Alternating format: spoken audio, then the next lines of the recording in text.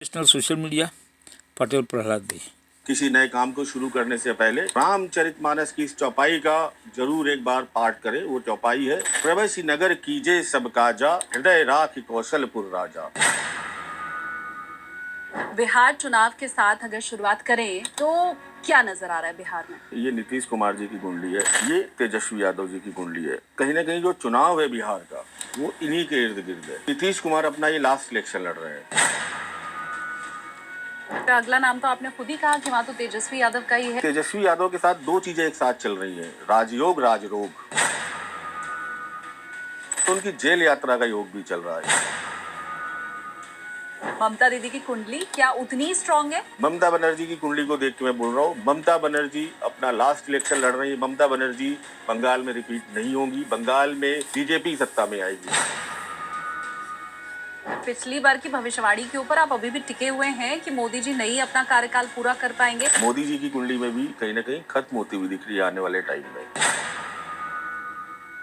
मोदी जी नहीं तो फिर कौन? बहुत सारी साजिशें होंगी, बहुत सारी चीजें होंगी उनको रोकने के लिए, चाहे उनके लेवल पे हो, चाहे स्टेट लेवल पे हो, चाहे सेंट्रल लेवल पे हो। लेकिन फिर भी वो व्यक्ति भारत का प्रधानमंत्री बनेगा, कोई नहीं रोक सकता।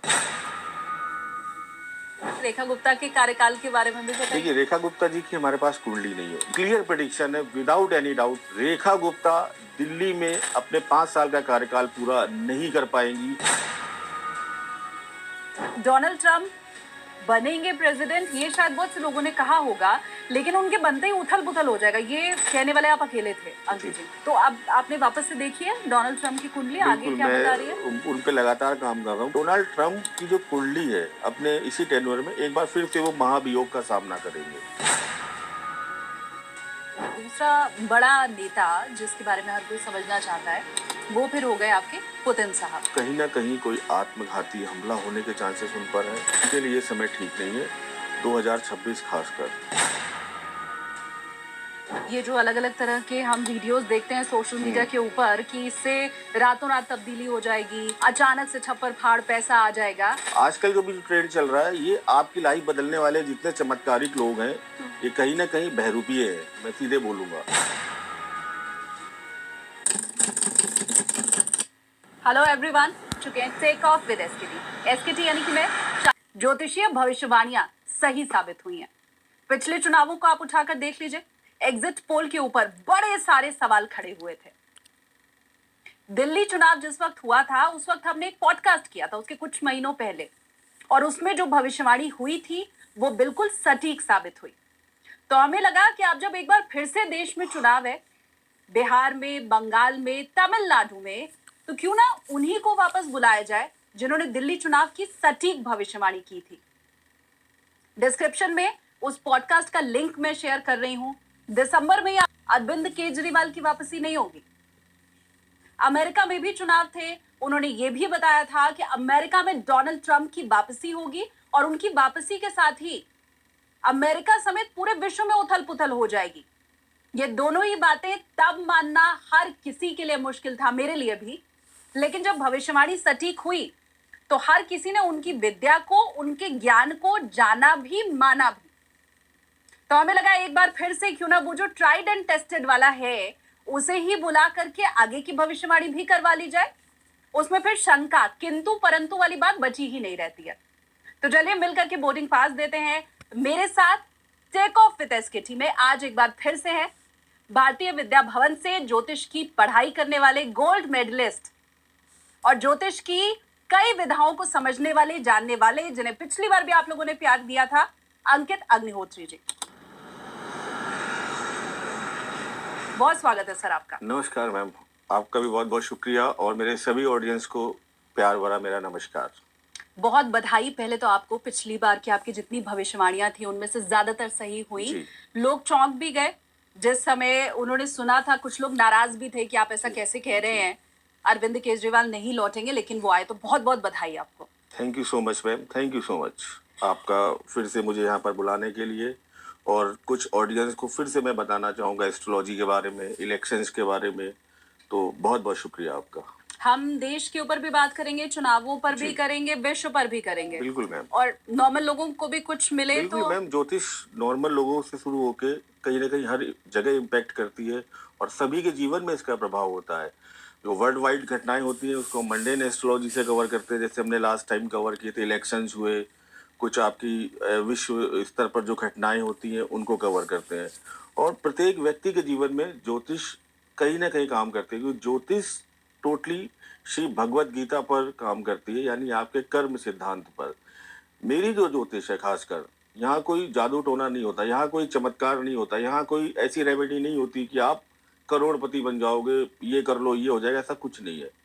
मेरी ज्योतिष में केवल एक ही चीज फॉलो होती है जो राव सर फॉलो करते हैं, कर्म सिद्धांत। जैसे आपके कर्म वैसी आपकी डेस्टिनी, और ये कर्मों का जो खेल है जन्म जन्मांतर से आपका पीछा कर रहा है, करता रहेगा, इससे आप नहीं बच सकते। अच्छे कर्म किए हैं उनका भी भोग आपको करना पड़ेगा, बुरे कर्म किए वो भी आएंगे ही। कोई नहीं चेंज कर सकता, मैं भी नहीं कर सकता। एक व्यक्ति चेंज कर सकता है, वो ऊपर बैठा है। तो मेरे पास जो आते हैं कि मैं संकट में हूँ, कष्ट में हूँ, ऐसा कुछ बता दो कि मैं निकल जाऊं इनसे, तो मेरा काम है उसको ईश्वर से कनेक्ट करना। ईश्वर ही आपको निकाल सकते हैं और ईश्वर ही आपकी मदद कर सकते हैं। तो मतलब ये जो अलग अलग तरह के हम वीडियोस देखते हैं सोशल मीडिया के ऊपर कि इससे रातों रात तब्दीली हो जाएगी, अचानक से छप्पर फाड़ पैसा आ जाएगा, उसका भी सच आप आज बताने वाले हैं। बिल्कुल, मैं पहले भी बताता रहा हूँ, आज हम फिर से बताएंगे कि ऑडियंस हमारी क्या है कि हम बहुत सीधे लोग हैं, हिंदुस्तानी लोग। हम बहुत जल्दी बहकावे में आ जाते हैं, कभी मुगल्स के, कभी अंग्रेज के। आजकल जो भी ट्रेंड चल रहा है, ये आपकी लाइफ बदलने वाले जितने चमत्कारिक लोग हैं, ये कहीं ना कहीं बहरूपीय है, मैं सीधे बोलूंगा। अगर इनके अंदर क्षमता होती, ये सिद्ध पुरुष होते, तो ये आपको इतनी आसानी से नहीं मिलते। मैंने हर जगह सिद्ध पुरुष की डेफिनेशन दी है कि जो आपको आसानी से ना मिले, जो आपको धन से ना मिले, जो आपको पावर से ना मिले, वो सिद्ध है। जहां पर दो चीजें फेल हो जाएं आपकी, वही सिद्ध है। वो जरूर कुछ आपको अपने अच्छे कर्म ट्रांसफर कर देगा। सपोज लाइक कि मेरे पास कुछ ज्यादा पैसे हैं, आप कष्ट में हो, तो मैंने आपको कुछ दे दिया। तो अगर मेरे पास बहुत अच्छे कर्म है, शुभ प्रभाव है, तो मैं आपको एक आशीर्वाद दूंगा, ईश्वर आपका कल्याण करे। तो कहीं ना कहीं मेरे जो संचित पुण्य कर्म है आपकी तरफ ट्रांसफर होंगे। इसीलिए देखिए, जो बहुत सिद्ध पुरुष होंगे अपने पैर छूने को ही मना करते हैं, और आशीर्वाद वो केवल योग्य को देते हैं, अयोग्य को नहीं। यही बदल सकता है आपकी डेस्टिनी को।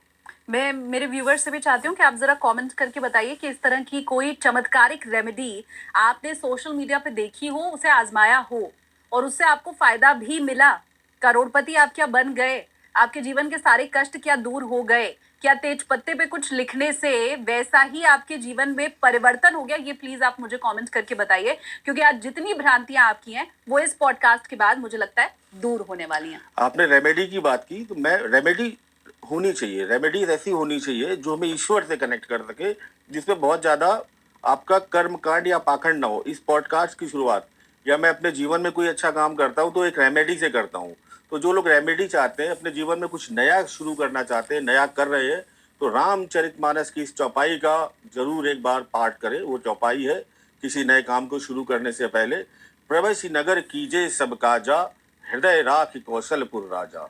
यानी जिस समय भगवान हनुमान लंका में प्रवेश कर रहे थे, तो वो सब कुछ भूल गए, उन्होंने अपने हृदय में भगवान राम को धारण किया और सफलतापूर्वक अपने काम को करते चले गए। इसलिए आप जब भी ऐसे किसी नए काम को शुरू करें तो अपने हृदय में श्री राम को धारण करें। श्री राम आपके साथ हैं तो आपको सफल होने से कोई नहीं रोक सकता। ऐसे ही एक बहुत सिद्ध पुरुष थे, मैं जब छोटी थी उनसे मिली थी, तो उन्होंने मुझे रामायण की एक चौपाई बताई थी अंकित जी। उन्होंने कहा था कभी भी सफलता चाहिए हो, किसी प्रतियोगिता में हिस्सा ले रही हो या किसी कठिन काम के लिए जा रही हो, तो ये चौपाई तुम रामायण की पढ़ लेना कि मोरी सुधारहि सो सब भांति, जासु कृपा नहीं कृपा अघाती। तो तुम्हें जरूर सफलता मिलेगी। और वाकई में जब भी किसी कठिन काम के लिए या नए काम के लिए या जब घबराहट होती थी तो इसे पढ़ती थी तो बड़ा संबल मिलता था और फिर काम आसानी से हो जाता इन था। पंक्तियों में रामचरितमानस अपने आप में एक ज्ञान का सरोवर है, तभी उसको मानस कहा गया है।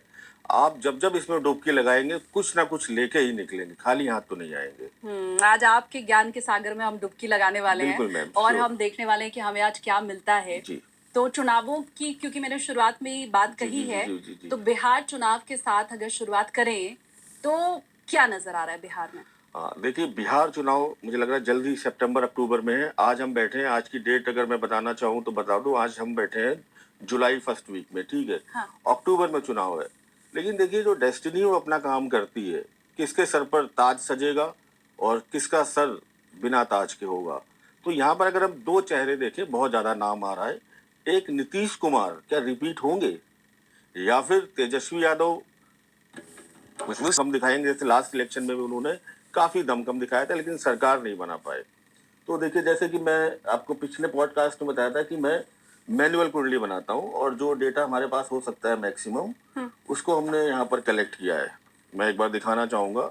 सबसे पहले हम मिस्टर नीतीश कुमार जी की कुंडली की बात करेंगे। ये नीतीश कुमार जी की कुंडली है। ये देखिए, इसमें पूरी उनकी जितने भी चार्ट्स हैं और जितनी भी मैनुअल कैलकुलेशन है वो है।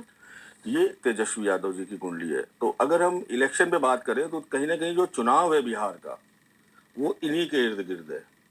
तो नीतीश कुमार जी का जो हमने डेटा लिया है, 1 मार्च 1951, 1320, बख्तियारपुर, बिहार।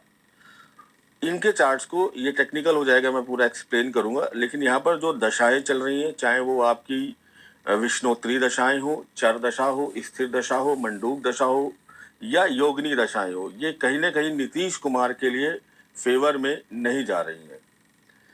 इस इलेक्शन को लेके बिना किसी शक और बिना किसी डाउट के मैं प्रेडिक्शन देना चाहूंगा, मैं लिख के भी लाया था कि नीतीश कुमार अपना ये लास्ट इलेक्शन लड़ रहे हैं और नीतीश कुमार इस बार बिहार में सीएम नहीं बनेंगे। उनकी कुंडली में अगर वर्ष कुंडली को थोड़ा सा मैं एनालाइज करना चाहूँ, जो मार्च में बनी है, तो उनकी जो वर्ष कुंडली बनी है, उनका मिथुन लग्न है और वर्ष कुंडली में भी उनके मिथुन लग्न आया है। जब भी वर्ष कुंडली में आपका जन्म लग्न आता है तो इसे द्विजन्म लग्न बोलते हैं। द्विजन्म लग्न जब भी कुंडली में आता है, इसे खराब माना गया है, अशुभ माना गया है, जीवन में आपके अशुभ घटनाएं होती हैं। क्लासिकल एस्ट्रोलॉजी में तो कहा गया है कि अगर दशाएं भी साथ ना दे रही हो तो व्यक्ति की मृत्यु तक हो जाती है, नहीं तो स्वास्थ्य संबंधी समस्या तो आती ही आती है। नीतीश कुमार जी की कुंडली में वैसे भी देखें तो बृहस्पति पीड़ित है राहु के साथ कहीं ना कहीं, और चार्ट में रिपीट हो रहा है। चंद्रमा उनकी कुंडली में नीच का है, डेबिलेटेड है, तो उसका रिफ्लेक्शन आप उनकी पर्सनैलिटी में देख सकते हैं, कभी इधर कभी उधर। ये एक्चुअली क्या है, राहु आपको मैनिपुलेशंस देता है कि आपके अंदर जितनी चालाकी हो आप उसका यूज करें और जहां पर आपको फायदा मिले आप वहां पर जाएं। लेकिन कहीं ना कहीं जो डेस्टिनी है, जो दशाएं होती हैं, समय का चक्र घूमता रहता है। जब आपके अगेंस्ट में आता है तो ये आपके लिए फेवरेबल नहीं होता। तो यहाँ पर द्विजन्म लग्न का आना, उनका स्वास्थ्य संबंधी समस्याएं मुझे उनकी ज्यादा दिखती हैं। 74 साल के हो गए हैं। स्वास्थ्य संबंधी समस्याएं, खासकर किसी न किसी मानसिक बीमारी को लेके, 3 प्लानेट आपके मानसिक बीमारी को दिखाते हैं। कहीं ना कहीं कुछ इस तरह की जिनको समस्या हो सकती है, लेकिन ये बिहार के मुख्यमंत्री इस बार तो नहीं बनेंगे। बीजेपी, यहाँ तक कि प्रधानमंत्री नरेंद्र मोदी, अमित शाह जी, ये हर जगह से यही बोल रहे हैं कि हम इलेक्शन जीतेंगे और मुख्यमंत्री नीतीश कुमार ही बनेंगे। ठीक है, हम वेट करेंगे, जैसे हमने लास्ट टाइम केजरीवाल जी के लिए वेट किया था। हाँ। उस टाइम भी ये कहना है कि केजरीवाल सत्ता से दूर हो जाएंगे, इलेक्शन हार जाएंगे, दिल्ली छोड़ के भाग जाएंगे, उतना ही आश्चर्यजनक था जितना अगर हम आज बोले कि नीतीश कुमार बिहार के अगले मुख्यमंत्री नहीं बनेंगे। तो फिर अगला नाम तो आपने खुद ही कहा कि वहाँ तो तेजस्वी यादव का ही है। यहाँ पर देखिए, तेजस्वी यादव के साथ 2 चीजें एक साथ चल रही हैं, राजयोग राजरोग। अच्छा। कहीं ना कहीं एक तो वो एक अच्छा प्रदर्शन करेगी उनकी पार्टी और मुख्यमंत्री की बनने की संभावनाएं उनकी प्रबल है। साथ में उनकी जेल यात्रा का योग भी चल रहा है। ये दोनों घटनाएं साथ साथ चल रही हैं उनके। खासकर ये जब तक उनकी राहु की अंतर्दशा चल रही है, जुलाई 2026 तक, ये कहीं ना कहीं इनको पद भी दिला सकती है और कहीं ना कहीं इनको जेल यात्रा, ये दोनों ही इनके जीवन में जल्द ही आप देखेंगे इलेक्शन के बाद होती हुई दिखेंगी। तेजस्वी यादव की कुंडली बहुत स्ट्रॉन्ग है, वो बिहार के सीएम बनेंगे जरूर। अच्छा जी, और इस बार उनकी पार्टी पिछली बार से बेहतर प्रदर्शन करेगी। तो अब फिर मुझे लगता है बीजेपी की कुंडली तो खुलवाने का कोई मतलब बचा रह नहीं गया। नहीं, मेरे हिसाब से तो मेरी प्रेडिक्शन ये है कि कहीं ना कहीं तेजस्वी यादव बिहार की इस इलेक्शन के बाद, हाँ, तेजस्वी यादव बिहार की सत्ता में आएंगे। बीजेपी को यहाँ से थोड़ा सा रुकना पड़ेगा। और ये इसलिए भी क्योंकि बिहार में बीजेपी का तो कोई बड़ा चेहरा है नहीं जिसकी हम कुंडली खोल सकें। कोई चेहरा नहीं, और मोदी जी के नाम का जो हम पहले भी डिस्कशन कर चुके हैं, कितनी बार आप वोट लेंगे, कहीं ना कहीं उनकी भी प्लानिटरी पोजीशंस बदल रही हैं। हाँ। उनकी भी अंतर्दशाएं बदल रही हैं। एक चीज को इनकैश करने का एक टाइम होता है, किसी के सही समय को कहते हैं इसका सही समय चल रहा है, आप इसके साथ हो लो, तो फायदा मिलता है, डेफिनेटली मिलता है, लेकिन सही समय की भी एक सीमा होती है। हाँ। और वो सीमा देखिए मोदी जी की कुंडली में भी कहीं ना कहीं खत्म होती हुई दिख रही है आने वाले टाइम में। जैसा कि हमने लास्ट आपको बताया था, हाँ, कि मोदी जी अपना जो ये वाला टेन्योर है पूरा नहीं करेंगे। उनका जो वर्चस्व है, चाहे वो पार्टी में हो चाहे कहीं हो, कहीं ना कहीं कम पड़ेगा और कहीं ना कहीं मिड 2027 में वो रिटायरमेंट की तरफ जाएंगे। हम ऑलरेडी प्रिडिक्ट कर चुके हैं, इसलिए उसको बहुत ज्यादा मैं हाईलाइट नहीं कर रहा हूँ। लेकिन मैं वाकई ये आपसे मैंने सोचा था कि आज के पॉडकास्ट में मैं पूछूंगी कि जी। पिछली बार की भविष्यवाणी के ऊपर आप अभी भी टिके हुए हैं कि मोदी जी नहीं अपना कार्यकाल पूरा कर पाएंगे। ये इसलिए भी अंकित जी क्योंकि हम अमूमन यही सुनते हैं कि हमें एस्ट्रोलॉजर बताते हैं कि जी अब तो दशाएं बदल गई हैं, अब तो पलट गई हैं और रेखाएं भी बदल जाती हैं। तो मन में ये सवाल तो आता ही है कि ठीक है जी आपने 6 महीने पहले प्रिडिक्ट किया था, अब तक कहीं ऐसा तो नहीं कि बदल गई है सारी चीजें। देखिए 6 महीने पहले जब प्रिडिक्ट किया था वो दशाएं देख के ही प्रिडिक्ट किया था 2027 में। वो 6 महीने पहले भी वैसी थी, 6 साल बाद भी वैसी रहेंगी, और जिस दिन मोदी जी पैदा हुए तो उस दिन भी वैसी थी। ठीक है, वो नहीं बदल सकती। दशाएं जो फिक्स है वो अपने टाइम पर आएंगी, वो अपने टाइम पर आएंगी। तो मोदी जी को लेके मेरी प्रिडिक्शन एकदम क्लियर है। हालांकि भी कई लोगों ने शोर शराबा मचाना शुरू कर दिया था, मई जून में सरकार को खतरा है, सरकार जा सकती, फिर भी मैंने अलग अलग जगह जाके बोला था मोदी जी अभी कहीं नहीं जा रहे, 2027 से पहले कहीं नहीं जा रहे। कई लोगों ने बोल दिया था कि सरकार के लिए संकट है, मई जून में सरकार गिर सकती है। बहुत मैं देख रहा था उस टाइम भी, हमने बोला था अभी कुछ भी नहीं है, ऐसा कोई भी दशा का कॉम्बिनेशन नहीं है जो मोदी जी को इस टाइम हटा पाए। कुछ काम अभी उनके हिस्से से पेंडिंग है जो उनको डेस्टिनी कराएगी और उनको भी करने हैं। वो हम लास्ट बलूचिस्तान वाला बोल रहे थे, हम सिक्योरिटी काउंसिल वाला बोला था, तो ये भी कुछ काम है जो उनके से होने हैं। अच्छा। पीओके वाला पार्ट है, ये सब तो मोदी जी करके जाएंगे, और ये आपका बार बार रिपीट कर रहा हूँ जुलाई 2027 से पहले हो जाएगा, उसके तो बाद ही मतलब जाएंगे बहुत मोदी जी। उथल पुथल ये जुलाई 2027 तक बहुत मुझे उथल लगता है। पुथल वाले समय है। हाँ। भारत की भी कुंडली अगर आप देखें, जैसे कि वृषभ लगन की कुंडली है, भारत की कुंडली में अगर आप देखें तो 15 अगस्त को हम जैसे वर्ष कुंडली बनाते हैं, वर्ष कुंडली जीवन में उस वर्ष होने वाली जो घटनाएं हैं उनका माइक्रो एनालिसिस बताती है कि क्या घटित होगा।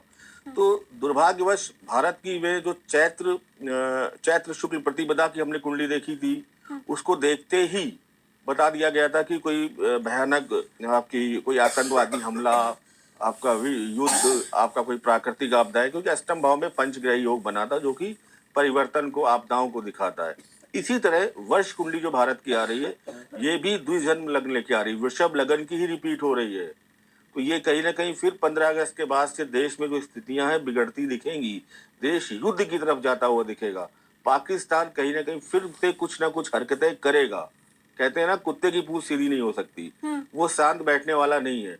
मुनीर खान नाम है शायद उनके आर्मी चीफ का, जहां तक आसिम मुनीर, हाँ आसिम मुनीर, ये फिर से कुछ ना कुछ इम्पैक्ट करेंगे। दो स्टेट जो भारत के हैं, दो दो कंट्री, वहां पर काफी उथल पुथल होने वाली है, और भारत की आर्मी का वहां इन्वॉल्वमेंट होने वाला है। एक बांग्लादेश, बांग्लादेश में भी आप देखेंगे सितंबर अक्टूबर में भारत की आर्मी का इन्वॉल्वमेंट होगा, क्योंकि कहीं ना कहीं वहां पर जो अत्याचार है वो बढ़ रहे हैं भारतीय लोगों पे। और कहीं ना कहीं ये जो आपके मुनीर खान है, ये पाकिस्तान में कहीं ना कहीं आने वाले समय में तख्ता पलट जरूर करेंगे। तो मतलब वो जो मोदी जी, अमित शाह और रक्षा मंत्री राजनाथ सिंह हर जगह पर जाकर ये कह रहे हैं कि ऑपरेशन सिंदूर रुका है, खत्म नहीं हुआ है। खत्म नहीं तो हुआ। आप ये कह रहे हैं कि वो आगे फिर से शुरू हो, मतलब ऑपरेशन सिंदूर 2.0 जिसे हम कह रहे हैं। 2.0 होगा, डेफिनेटली होगा। 15 अगस्त के बाद से टाइमिंग स्टार्ट है, पूरे वर्ष रहेगी। और ये जो भारत की वर्ष कुंडली है इन चीजों को इंडिकेट कर रही है कि ऐसी घटनाएं होंगी। भारत की महादशा भी मंगल की शुरू हो चुकी है, या शुरू हो जाएगी अगस्त सितंबर से। आर्मी का इन्वॉल्वमेंट तो होना ही है। मंगल क्या है? आर्मी है। बहुत घबराने की जरूरत या बिल्कुल टेंशन भी देखिए, वाली? पैनिक होने की जरूरत नहीं है, सामान्य चीजें हैं। जैसे कि मीडिया में बहुत ज्यादा दिखा दिया जाता है कि अब हमने लाहौर भी चले गए, कराची भी चले गए। ऐसा नहीं है, सामान्य रहेंगी चीजें। ऐसा कोई कीड़े मकोड़े की तरह लोग मरने वाले नहीं है। ये एक राजनीतिक और पॉलिटिकल स्टेप्स होती हैं, ये चलती रहेंगी। इससे आम जनजीवन का, जो आम मानुष है, उसका जनजीवन अस्त व्यस्त नहीं होगा, लेकिन उसका कॉपरेशन चाहिए होगा। तो अपना जो आप काम करते हैं करते रहिए, तो चीजें वो तो होती रहेंगी। अभी 1-1.5 महीने की स्थिति रही तो क्या ऑफिसेज बंद हो गए, क्या शेयर मार्केट डाउन हो गया या अप हो गया, या कोई ऐसा एक्स्ट्रा ऑर्डिनरी चीज नहीं हुई। सरकार, आर्मी अपना काम कर रही है, आप अपना काम कीजिए, आपके प्रोटेक्शन के लिए बैठे हैं। और इंडियन आर्मी इतनी मजबूत है कि कोई भी देश की सेना बॉर्डर पार करके यहाँ कभी नहीं आ सकती।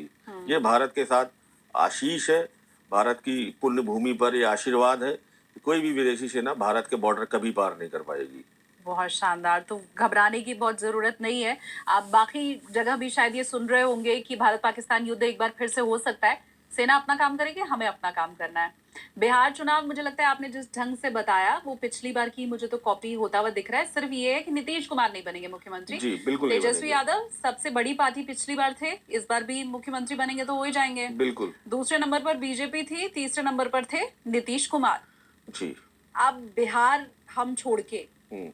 आगे बढ़े जी। तो फिर नंबर आता है बंगाल का। बंगाल का और दीदी वहां का। पे भी हाँ दीदी का ही चेहरा सामने आता है। ममता दीदी के अलावा तो लगता नहीं है कि कोई दूसरा वहां पर हो भी सकता है। हालांकि शुभेंदु अधिकारी बड़ा ताल ठोकते हुए दिखाई दे रहे हैं। और बीजेपी का पिछली बार का जो प्रदर्शन था बंगाल का वो भी बियॉन्ड इमेजिनेशन था, भले सरकार नहीं बनी।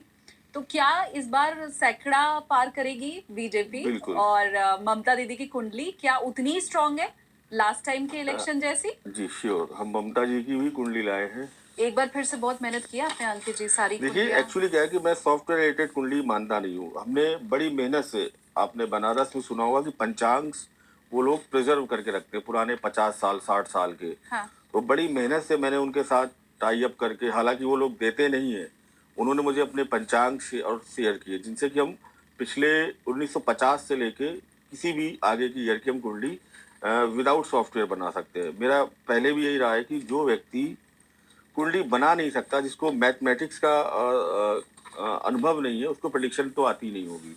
क्योंकि राव सर भी कहते हैं, और जितना आपका पराशर पढ़ लीजिए, कि अगर आपकी मैथमेटिक्स अच्छी नहीं है तो आप बेकार हो, आपको बार बार सॉफ्टवेयर देखना पड़ रहा है, आप उस पर डिपेंड हो। आप चले जाइए बनारस से किसी घाट पे किसी पंडित जी के पास, वो एक पंचांग निकालेगा, यूं यूं यूं कैलकुलेट करके बोल देगा इसकी दशा चल रही है, 5 साल बाद ये होगा, 3.5 साल बाद ये होगा, 2027 में आपके बच्चा होगा। कोई कंप्यूटर नहीं, उसकी प्रिडिक्शन ये जितने बैठे हैं ना चमक धमक वाले, उनसे बेटर होती है। और फीस कितनी लेगा आपसे? जो बाबा आपका मन हो दे दो, आशीर्वाद आपको अलग से रहने वाली हूँ। और पूरा ये जो पंचांग वाले जो संस्कार हैं वो मैंने खुद देखे हुए हैं, तो मैं बिल्कुल रिलेट कर पा रही हूँ आपकी इन बातों को। जी जी। ममता बनर्जी की जो हमने डेटा लिया है 5 जनवरी 1955, कोलकाता वेस्ट बंगाल का, तो इनकी मेष लग्न की कुंडली है। इनकी कुंडली को अगर हम देखें इनिशियल स्टेज पे, कुछ अच्छे कॉम्बिनेशन है इनकी कुंडली में। शनि बहुत उच्च का है, ठीक है, तुला राशि में उच्च का बैठा है, 7th house. Monday in astrology में 7th हाउस पद प्राप्ति का होता है, आपकी पब्लिक इमेज को दिखाता है, ठीक है। शनि की महादशा इनकी चल रही थी 2007 से, शनि की महादशा 2026 में खत्म हो रही है। और इस टाइम एक वर्ड यूज होता है दशा छिद्र। जब एक बड़ी महादशा खत्म हो रही हो और एक दूसरी बड़ी महादशा आपका इंतजार कर रही हो, तो जो 20 का ये टाइम ड्यूरेशन होता है, साल 6 महीने का, खासकर 6 महीने का दशा छिद्र बोलते हैं। तो इस टाइम बहुत ज्यादा आपको सपोर्ट नहीं मिलता। मैं आपको बहुत लेमैन के एग्जाम्पल में दे दूं, हॉस्पिटल में जैसे नर्सेस आती हैं, तो जिस नर्स की ड्यूटी खत्म हो रही होती है वो भी पेशेंट को नहीं देखती कि अब अगली वाली आके देखेगी मैं अपने रजिस्टर पूरे कर रही हूँ, मेरा हो गया। हाँ। पूरी नाइट ड्यूटी खत्म हो गई। और जो नई आई होती है कहती है पहले मुझे ड्यूटी ज्वाइन तो करने दो, अभी रुक जाओ, पेशेंट चिल्लाता रहता है। हाँ। तो वो आधा एक घंटा बड़ा वैसा रहता है, क्रूशियल हर हॉस्पिटल में रहता है जब ड्यूटी चेंज हो रही होती। तो यहाँ पर भी ड्यूटी चेंज हो रही, शनिदेव जा रहे हैं, बुध आ रहे हैं। ममता बनर्जी की कुंडली को देख के मैं बोल रहा हूँ, ममता बनर्जी अपना लास्ट इलेक्शन लड़ रही है। ममता बनर्जी बंगाल में रिपीट नहीं होंगी, बंगाल में बीजेपी सत्ता में आएगी। मुख्यमंत्री किसको बनाएगी ये बीजेपी का प्रश्न है, लेकिन बीजेपी 100% सत्ता में आएगी बंगाल में। और बंगाल में फिर से जो हिंदुत्व है जिसको दबाया गया है, इसका फिर से उद्भव होगा। बंगाल के लिए आने वाला टाइम गोल्डन टाइम है, गोल्डन इरा टाइम है। जो वहाँ की एक इंटेलेक्चुअल क्लास है, आप देखिए बंगाल से जितने भी पढ़े लिखे लोग हैं पुराने जमाने में बंगाल से निकले, लेकिन आप इस समय अगर बंगाल को देखें तो कहीं ना कहीं वो सांप्रदायिक जो दंगे हैं उनका एक केंद्र बन के रह गया है। हम कोई बहुत अच्छी न्यूज वहाँ बंगाल से सुनते नहीं है। लेकिन बीजेपी के काल में जो कि आ रहा है अगला इलेक्शन मार्च अप्रैल में, निश्चित रूप से बीजेपी की सरकार बनेगी, बिना किसी शक के, बिना किसी गुंजाइश के। ममता बनर्जी, और मैंने कहा ना कि दो बड़े लीडर ममता बनर्जी एंड नीतीश कुमार, ये अपना लास्ट इलेक्शन लड़ रहे हैं। इसके बाद इनका भारतीय राजनीति में बहुत ज्यादा सक्रिय योगदान नहीं दिखता है। नीतीश कुमार वाली प्रिडिक्शन कम चौंकाने वाली है, Connect once in Mamata Banerjee वाली ज्यादा चौंकाने वाली है अंकित जी। वो अरविंद केजरीवाल, नीतीश कुमार, उससे भी ये आगे का स्टेप है। ममता बनर्जी रिपीट नहीं करेंगी, बिल्कुल रिपीट नहीं करेंगी। इसको आप नोट डाउन कर लीजिए, जितने ऑडियंस सुन रहे हैं इसको सुन लीजिए, ममता बनर्जी रिपीट नहीं करेंगी। ये उनका लास्ट इलेक्शन है। और इसके बाद चाहे केंद्र की राजनीति हो और चाहे स्टेट की राजनीति हो, उनका बहुत ज़्यादा जो सक्रिय योगदान है आप नहीं देखेंगे। दीदी की कुंडली में कुछ ऐसे कॉम्बिनेशन है जो एक डिसीज की तरफ ज़्यादा इंडिकेट कर रहे हैं उनकी कुंडली में भी, और आने वाले समय में जब बुध की महादशा शुरू होगी उसको वो फेस करेगी।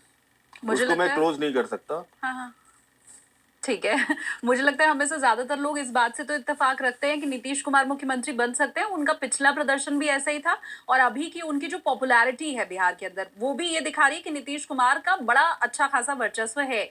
आप प्लीज कमेंट करके मुझे ये बताइए। लेकिन ममता दीदी का वर्चस्व खत्म हो रहा है और उनकी राजनीति का अंत हो रहा है। देखिए अंकित जी, नीतीश कुमार की तो तबीयत खराब चल रही है, उनका तो समय पूरा हो गया है, ऐसा तमाम लोग मान रहे हैं। ममता दीदी के लिए कोई नहीं मान रहा। और उस पे जब आप ये कह देते हैं कि बीजेपी की सरकार भी बनेगी और बीजेपी की सरकार में बंगाल का गोल्डन टाइम शुरू होगा, तो गोल्डन फिर टाइम। आपके ऊपर एक ठप्पा भी लगने वाला है। मैं पहले ही बता देती हूँ कि देखिए, आप हमने बीजेपी का समर्थन आप हाँ कर रहे वो हैं। पिछली बार भी लगा था, वो हाँ। लोग लिखते रहते हैं। देखिए जहां पर जो चार्ट्स बन रहे हैं, हाँ। अब जैसे बिहार में तो बीजेपी की सरकार मैं मना कर रहा हूँ नहीं बन रही है, हाँ। मैं वेस्ट बंगाल में बोल रहा हूँ बन रही है। तो देखिए अब मैं किसी भी पार्टी का नहीं हो सकता, किसी भी व्यक्ति का नहीं हो सकता, मैं केवल इनको जानता हूँ। ये जिसके साथ है डेस्टिनी उसके साथ है, ये जिसका साथ छोड़ देते हैं उसके साथ कोई भी जीवन में अच्छी इवेंट नहीं हो सकता। तो कहीं ना कहीं ममता बनर्जी का साथ छूट रहा है। बड़ा 19 साल का गोल्डन टाइम उनका निकला है सत्ता में, चाहे केंद्र की सत्ता रही हो चाहे कहीं की भी सत्ता रही हो, वो ठीक सत्ता में रही है लगातार 19 साल। हाँ। आप 2007 से देखिए, चाहे यूपी की गवर्नमेंट हो, कहीं ना कहीं उनका इन्वॉल्वमेंट रहा है। तो बड़ा अच्छा समय उन्होंने व्यतीत किया। और प्रत्येक व्यक्ति का एक समय होता है और समय की अपनी योजनाएं होती हैं, और वो योजनाएं समय के आने पर ही पता चलती है, तो मैं और चाहती हम हूँ उन योजनाओं को पढ़ने का प्रयास करते हैं। और मुझे इस पे तो बिल्कुल डाउट है भी नहीं अंकित जी। जी। जिस तरह से आप बता रहे हैं कि आप बीते 50 साल का पंचांग अपने पास रखे मेरे हुए पास हैं। पीडीएफ फॉर्म में बहुत दुर्लभ पंचांग है, मैं बोलूंगा। हाँ, तो मुझे तो कोई शंका है नहीं। ये वो कुंडलियां हैं, मैं ये मान करके चल रही हूँ क्योंकि मैं खुद देख रही हूँ ये हस्तलिखित हैं जी। जो बाकियों के पास तो नहीं है। क्योंकि मैं निकालूंगी, कोई दूसरा शख्स निकालेगा जो इंटरनेट से निकाल रहा है किसी ऐप के थ्रू, तो हम सबके पास एक चीज होगी, पर ये अलग है। ये नहीं होगा, ये बिल्कुल नहीं दुर्लभ होगा, डेफिनेटली नहीं होगा, बिल्कुल भी नहीं हो सकता। है। तो इनको मानना पड़ेगा। जैसे कि एक टर्म यूज होता है कि किसी भी इवेंट को चेक करने के लिए हमें 3-4 दशाएं देखनी चाहिए। विष्णोत्तरी हो गई, चर हो गई, स्थिर हो गई, योगिनी हो गई। हाँ। एक स्थिर दशा होती है जेमिनी एस्ट्रोलॉजी में। स्थिर दशा में ये आपके खराब टाइम को दिखाती है। इसमें 3 टर्म यूज होते हैं, ब्रह्मा, रुद्र, महेश्वरा। तो कहीं ना कहीं नीतीश जी की कुंडली से भी स्थिर दिशा को चेक कर रहा हूँ, तो कहीं ना कहीं उनकी कुंडली से 6-8-12 में एक कनेक्शन आ रहा है जो उनके खराब समय को इंडिकेट कर रही है। स्थिर दशा को जो ज्यादा यूज होता है आपके खराब टाइमिंग को पता करने के लिए, और 3 टर्म को यूज करते हैं उनमें, ब्रह्मा, रुद्र, महेश्वरा। और 2 चुनावी राज्यों की बात हो गई है। अब अगर तीसरे चुनावी राज्य की हम बात कर लें, बहुत छोटा सा, अगर आप कुछ हमें तमिलनाडु का भी बता दें कि आपकी नजर में क्या होने वाला है वहां पर। ये देखिए मिस्टर M.K. स्टैलिन की कुंडली है, ये रही। और बड़ा इसके टाइमिंग को पता करने के लिए बड़ी प्रयास करना पड़ा, क्योंकि नेट पे बहुत अलग अलग टाइम पड़ा है, बट जो जिस सोर्स से मुझे टाइम मिला है वो एक्यूरेट है। तो मैं इनकी जो डेट ऑफ बर्थ है, इनकी 1 मार्च 1953 चेन्नई, ठीक है। इनकी कुंडली वृश्चिक लग्न की कुंडली है, और इनकी दशाएं और जो कॉम्बिनेशंस है, ये भी शायद आपका फरवरी मार्च में इलेक्शन है, तो इसको हम शॉर्ट में बता देते हैं। M.K. स्टालिन अपनी जो पावर है, जो चेयर है, उसको रिपीट करेंगे, दोबारा से सीएम बनेंगे। और ये तमिलनाडु में ये शायद DMK से आते हैं, मुझे लग रहा है, मुझे पॉलिटिकल पार्टी का नाम नहीं पता, बट ये M.K. स्टालिन दोबारा चीफ मिनिस्टर की जो पोजीशन है अगले इलेक्शन में रिपीट करेंगे, ठीक है, विदाउट तो एनी डाउट। ठीक है। और ये इकलौता राज्य आपने बताया है जहां पर रिपीट हो रही है हो रहा है, गवर्नमेंट, जी। ना बंगाल और ना बिहार, इन दोनों जगहों पर नहीं होने बिल्कुल। वाला है। और मोदी जी भी रिपीट नहीं करने वाले हैं, ये हमें पहले ही पता चल ही वो हम चुका बोल है। ही चुके हैं, रिपीट नहीं करेंगे वो। तो पिछली बार भी मेरा सवाल यही था और हर किसी के मन में यही रहता है कि भाई मोदी जी नहीं तो फिर कौन, नीतीश कुमार नहीं तो कौन, वो हमें पता चल गया। ममता दीदी नहीं तो वो कौन बीजेपी बनाएगी, हमें पता चल गया। तो क्या हमेशा ये चौंकाने वाले जो फैसले बीजेपी के हैं वो दिखाई देते रहेंगे? लास्ट हमने बोला था Yogi Adityanath, without any doubt. उसके बाद हालांकि बाढ़ आ गई थी योगी जी को लेके कि PM बनेंगे, तो हाँ। योगी आदित्यनाथ निश्चित रूप से भारत में 2027 मिड में कहीं ना कहीं भारत के प्रधानमंत्री की जो कुर्सी है उसको सुशोभित करेंगे। और एक लंबे टेन्योर का वहां पर उनकी कुंडली में दिख रहा है। शुक्र की महादशा स्टार्ट चल रही है उनकी, तो बड़ा अच्छी स्थिति है उनकी, राजयोग बने हुए हैं। बहुत सारी साजिशें होंगी, बहुत सारी चीजें होंगी उनको रोकने के लिए, चाहे उनके लेवल पे हो, चाहे स्टेट लेवल पे हो, चाहे सेंट्रल लेवल पे हो, लेकिन फिर भी वो व्यक्ति भारत का प्रधानमंत्री बनेगा बनेगा, कोई नहीं रोक सकता। तो योगी जी के जो फैंस हैं वो अपनी हाजिरी लगा दो फिर, अगर देख रहे हो तो आप लोग तो। हमने शायद लास्ट टाइम नाम नहीं लिया था, फिर ले लेता हूँ। मैंने अमित शाह जी की भी कुंडली देख रखी है। स्वास्थ्य को लेकर उनकी समस्याएं मुझे इंडिकेट थी, हमने पीछे भी की थी। अमित शाह जी भारत के प्रधानमंत्री कभी नहीं बनेंगे। तो ये तो पिछली बार की भविष्यवाणी रिपीट हो रही है। जी। मैंने पहले मैं भी कोई आपको चेंज बताया। नहीं कर रहा हूँ इसमें। हाँ, मैं फिर से बता रही हूँ, हम डिस्क्रिप्शन में अंकित अग्निहोत्री जी के साथ जो पिछला पॉडकास्ट था उसका लिंक लगा दे रहे हैं, तो आप ये चेक कर सकते हैं कि लास्ट टाइम वाली जो भविष्यवाणियां थी वो किस तारीख को हुई थी, कितनी पहले हो गई थी और कितनी सटीक वो बैठी थी। अच्छा, दिल्ली इलेक्शन की आपने पिछली बार बात की थी, भविष्यवाणी आपकी सही भी हुई। अब रेखा गुप्ता जी बन गई हैं दिल्ली की मुख्यमंत्री। हाँ। और वो भी बड़ा चमत्कारिक नाम था, उनके बारे में तो कोई सोच नहीं रहा था।